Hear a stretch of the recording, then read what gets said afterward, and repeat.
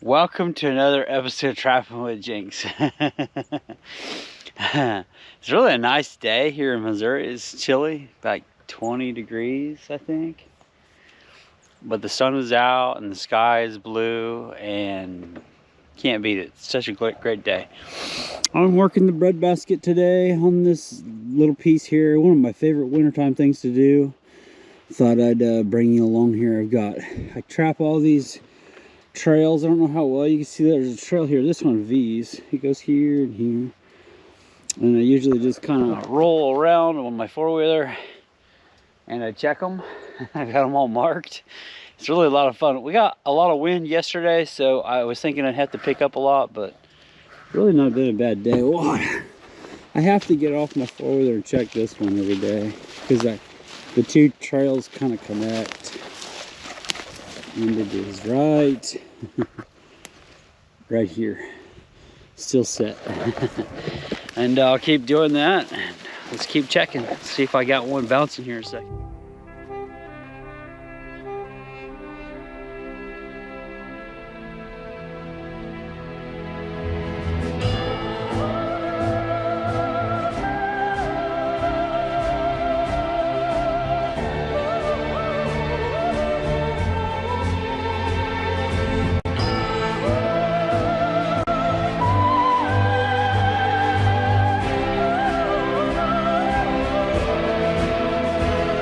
Oh gosh.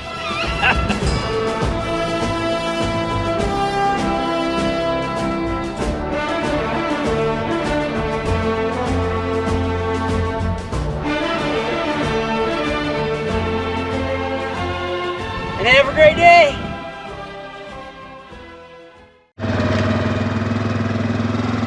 These are really a lot of fun to check. I enjoy it. I don't know why.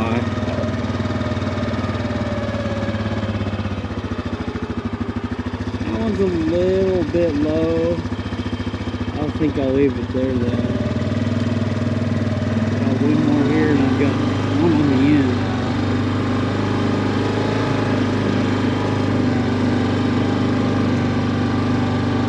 end. Usually if there's a lot of deer in here, they'll knock them down, but there hasn't been a lot of deer back in here this year for some reason. This one's easy to check. It's on a thin trail. And that one will need to get picked up. I'll go pick it up real quick. There we go. Much better.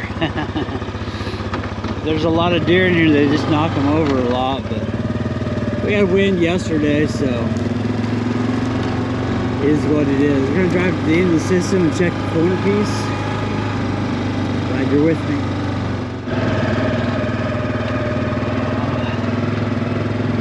Need to see some action. I usually catch here the first day, and it has been empty. You can't beat that trail. Got a trap right there, it's set off. Reset it.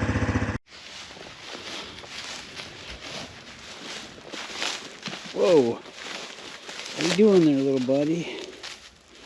He keeps doing flips. I've never seen one do that before.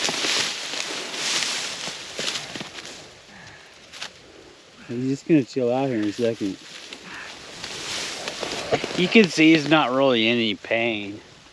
He's just fighting that cable is all he's doing when he goes back and forth.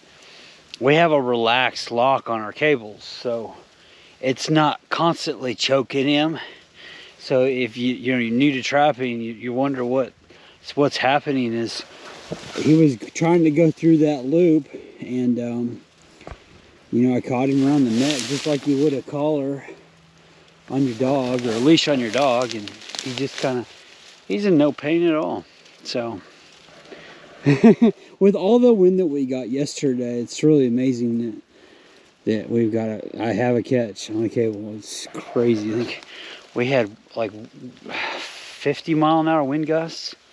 So this would be the third coyote I've caught out of this breadbasket system in a week and a half, almost 2 weeks. So I'll get that dispatched and keep moving down the line. I know I kind of feel like I'm beating a dead horse. In case you want to know how I caused that. Here's what one looks like reset. Just throw a little grass over the top of that and away we go. These are really a lot of fun to set and check. And if your state allows you to, do it. It works. Not a bad coyote.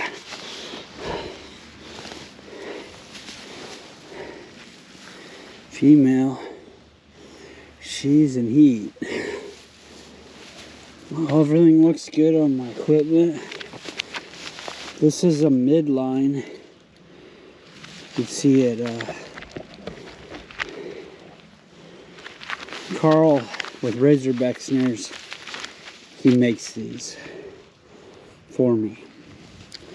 It has a midline on it. I kind of like it. And he went with a thicker cable for me. A couple years ago, I struggled when I first ordered. He went with I can't remember the braid on the, I don't remember if it was a 3x19, but he went with a thicker cable and it works really well. If you use these split rings, use 2 of them. So I doubled it.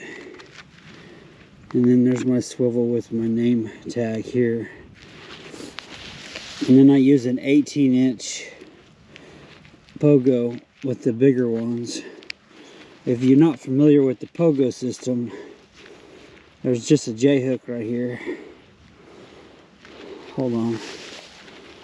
You can see that. There's a J-hook right here and it just loads into a system. That's an 18-inch pogo with the bigger ones. I think it's a 3-inch fender washer.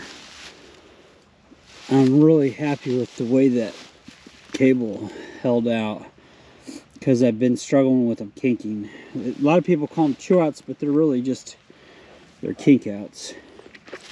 So nice fur quality is pretty good, and the cable on that, I haven't seen a cable look so perfect. Big catch circle, so he'd been there a while. No entanglements, which is the way it's supposed to be in my state. And happy with that catch. Nice harvest, and fur quality has been pretty good. So I like the way this road system kind of collects up here. I usually do pretty good up here at this point. The water is just now starting to open up, so that'll actually help a lot of my sets. When the ice is to where they can run on that ice, that's where they're going to be. So with the water opening up, that's going to make these high bank sets even better. I don't see nothing bouncing today. I just have 2 sets. I really ought to have a third. It's like a triangle.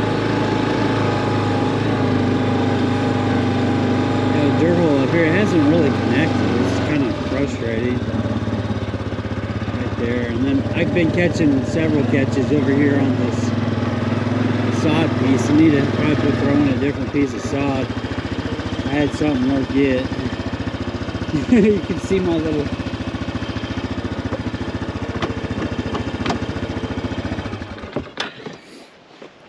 you can see my tuft of grass. Some even pooped on the top of it. A lot of times the females they'll squat on top of that. That's why I like it nice and short, so that the females will come through and want to work it too. But just a pass-through post set, and this has probably been my more effective set. Of course, the feet are usually on the 2-track anyways. I probably would have done better if I'd have put another set over here on this corner. But it is what it is. You can't always predict the line of travel until you work it several different times. And if I'm off 5 or 10 feet and the wind's not blowing in the right direction, there's no eye appeal. You're going to just check empty traps. But this has always been a real effective set just because there's nothing else here. It's on the corner piece. They're going to want to mark it. So I'll just reblend that real well. And I really ought to throw a piece of sod, a nice green piece of sod on the backing. I don't know. All right, we'll keep going. Okay, so I grabbed my piece of sod. You can always introduce whatever you want to in your sets. Nothing says that you can't put a piece of sod. You want a stick. There's something that you want to do that's a little bit different, then just do it. So I'm just going with this piece of sod because it sticks up and something I want to do. All right, so I dug my hole. I'll hold on to that for now. Nice green piece. It just looks like it's a little more inviting. Now, my tube is right there with my collar.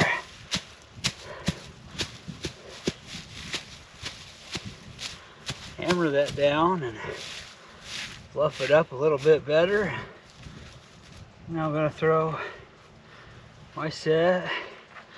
I got a little turd right there that makes it even better. And he didn't work that set. He didn't even know I had anything there. That's going to go over there. And gonna put a little urine here and a little urine on the two sides. Just a little squirt. And my collar is still right here. So that ought to be better. And that was kind of what I was looking for. That's the finished set. Just looks so much better, doesn't it, guys? See how much that green sticks out? It just looks so much better. And now I have a turd here, and there's usually a glandler. Let's smear a little glandler right here. It's where they'll walk through. Pee here, and then my predator call is usually a gland-based type call. Or glandler would work just fine there too. There you go, there's a post set. Improvised post set. It looks so much better. I like it anyways. I want to pee on it. Well, I'm on pull day in this location. Really good location. I've been messing with this coyote right here for several days now. And I should have set a post set right here, but I was 2 or 3 days in, I had to pull, and it is what it is. But I wanted to share with you guys my staking method. So the ground right here is kind of a loomy type soil. There's a lot of sand in it, and when I started to poke the set in, it was real soft, and I knew that was going to be a staking problem for me. Now everybody kind of does their own thing in whatever. What I want to say, we got Ford, we got Chevy, you know, we got Nikes, we got Adidas. Everybody kind of likes their own thing. So I started out 20 years ago. We used rebar stakes. How was my great uncle? He grew up on rebar stakes. That was fine. But years down the road, we got into a disposable stake system. I've tried about most of the disposable stake system. I really have landed in my area with the pogo system. And a lot of you guys know that. You watch my channel a lot. What I like about the pogo system is you can see there's this fender washer. You can actually buy these at a automobile store. We've got one called Fasten Out in our area. I could buy those fender washers. They're like a stainless steel washer if I had to. That's kind of why I like that. And it's just a J-hook. But where I'm getting at here is I carry 2 different sizable stakes. So I've got that one. And on this situation was the regular staking system. I'm running about 12 inches, I think. I have no issues with that. What's nice about the pogo system is it's cheap. So if I need to, I can cut those. A lot of times I have a pair of wire cutters in my pocket. I just cut them and move on. And there's also, you know, I really like that. But what I was getting at with this soil situation is that I've got a longer one. This is 18 inches. I use these off my cable restraints, and it has the longer fender washer. They're the bigger washers. So if you buy the typical, I think these are, I want to say these are 3 inch in diameter. I think these are maybe 2 inches. So, but I had to change it out. It just took me literally a second. But I do like that option. I mean, so what I'm getting at is whatever disposable system you use, your soil systems, they will change. You might be in rocky ground, you might be in soil that's loomy like this one here, and then just kind of have stakes that when you set it and you pull, if it comes out easily, don't set it.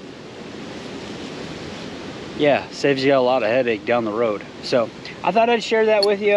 You know, it's just kind of a nice, handy little tip.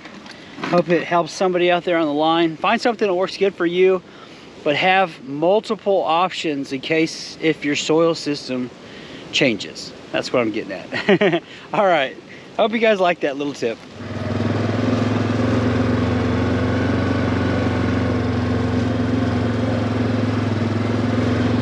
This is the sort of stuff I'm looking for when I'm scouting for properties for cats. You could just hardly see through that. Thick underbrush, lots of brush piles. Really, really good habitat for rabbits. Thick underbrush. And there'll probably always be cats back in here. I'm just kind of scouting this area out. Some of this you probably can't see back in there. It's a really good catty looking location.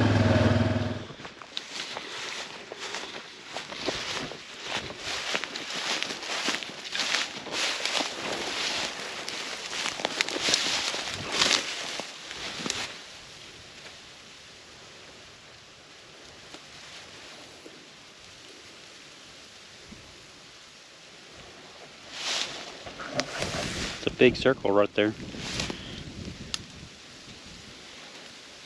I usually try to run these in the morning, but it's pole day, so about after 1 right now.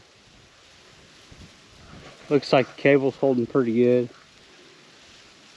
on a flank catch. Get that dispatched and keep moving. Still, even though we got halfway through the cable, that midline is pretty important, I think. And then as long as this swivel here is up out of the ground, everything's looking pretty good. Those pogo stakes are super cheap. He didn't even move it an inch. Has to be a male. Pretty dark. Yep, he's gonna pee on me. Anyways. Impressed with the equipment. Equipment seems to be working good, other than you got midway through that cable. I'm at the, maybe the lock was probably sticking on the top. Sometimes that'll happen. Well, made a second catch here off of this. The wind's real bad, right on the end of the road. I always catch right here, jump pretty good. I did the dispatch just because it's so windy. Thought I'd put you on my chest, see how this works. I already dug the hole out. I just got started. I thought, well, maybe somebody'd like to see the reset.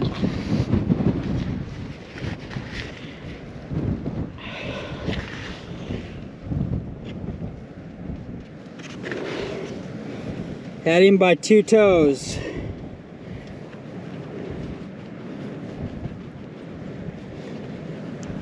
Not very impressive.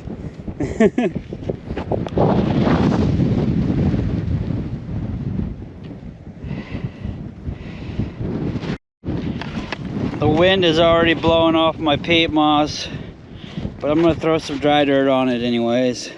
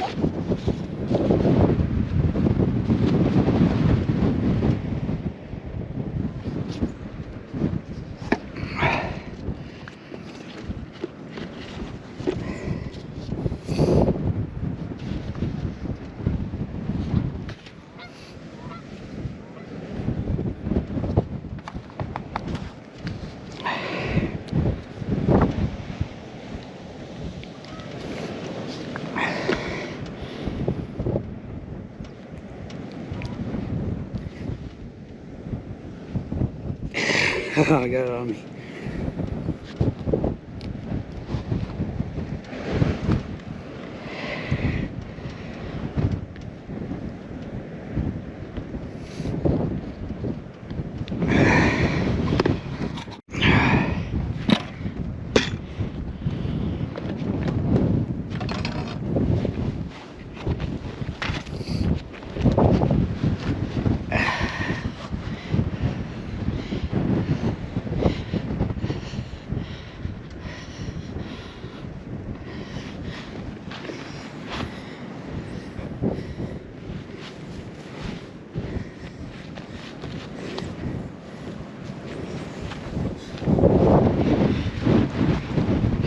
I kind of like to kick it back a little bit.